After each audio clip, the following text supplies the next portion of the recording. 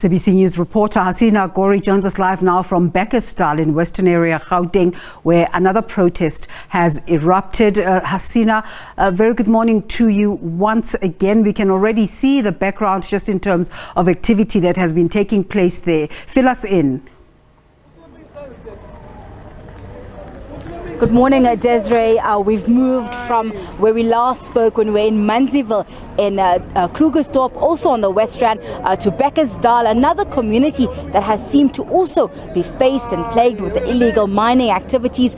As you can see, the visuals behind us, we've seen those roads here entering into Bekkersdal outside the taxi rank being blockaded for most of the morning. We saw the police as well that has been here. There's also burning tires on some of these roads. This community has had similar concerns as well that we've heard throughout this week, saying that they've had enough with the illegal mining activities that are happening in the area. We haven't had a chance yet to speak to the community.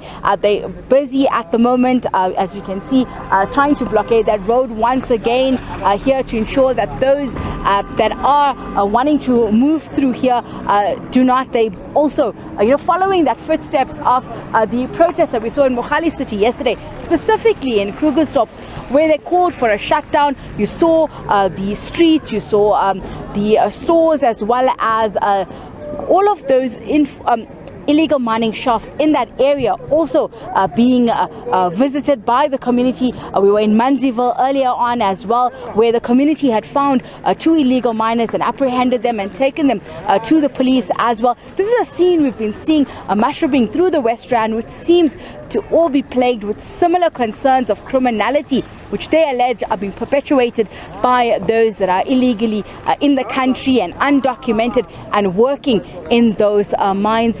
Desiree, this is what the scene is like at the moment. I'm going to see if we're going to try speaking to one of the community members here. Can you tell us what is the action that's happening here today?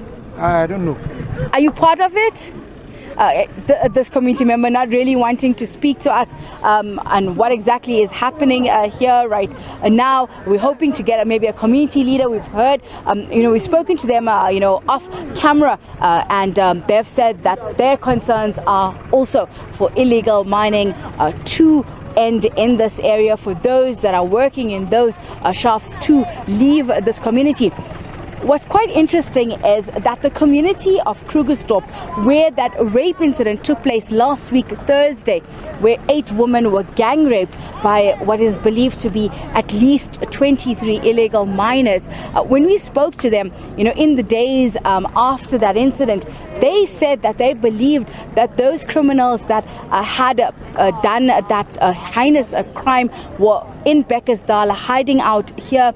Yesterday as well, we heard similar sentiments from the community as well, saying that they believe that those that were responsible for that rape were in this community and that they lived in here as well and worked in that area. So what we're hearing is a sentiment that's across the West Rand, saying that they do not want that illegal activity in their area. They're calling for a complete shutdown, and for other communities to also stand up. The sentiment on the ground right now, Desiree, is that police do not heed their calls, that they've given the information to police. They've handed over multiple memorandums, and to no avail. So they will now, take themselves and help clean up their own communities as they see fit. It's an ongoing story, Desiree. We'll bring you the up-to-date and latest information as it develops here on the ground. But for now, back to you in studio. Hasina, while we have you, of course, as a result of that gang rape, focus started to be on both the Zamazamas and protesting in those areas. But what is the latest with regards to that case? Are police, is SABC making any headway?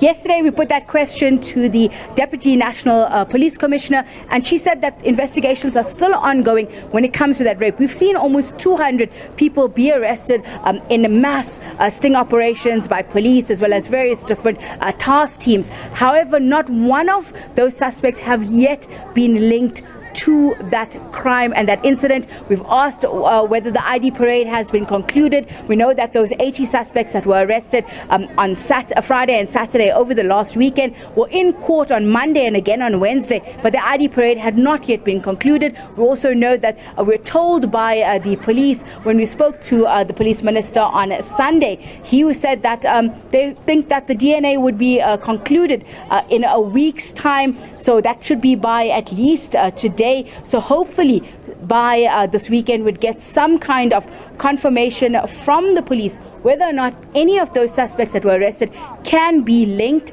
and charged for the rape incident that took place on a Thursday. But for now, no arrests have yet been made, no suspects have been charged as yet.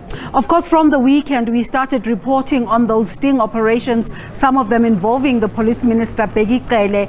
Has that fanfare died down somewhat? So yesterday we saw similar kind of sting operations being held. We saw the provincial police commissioner, Major General Ilyas Mawela, as well as some of the other top brass coming to the ground yesterday, working with the community there in Seoul City, where they took 5 members from the community as a part of a task team, along with the public order policing, as well as the TRT teams, the tactical response teams, into an area that community believed that the illegal miners were operating in, and from that we saw 5 people being arrested. They were quite minors.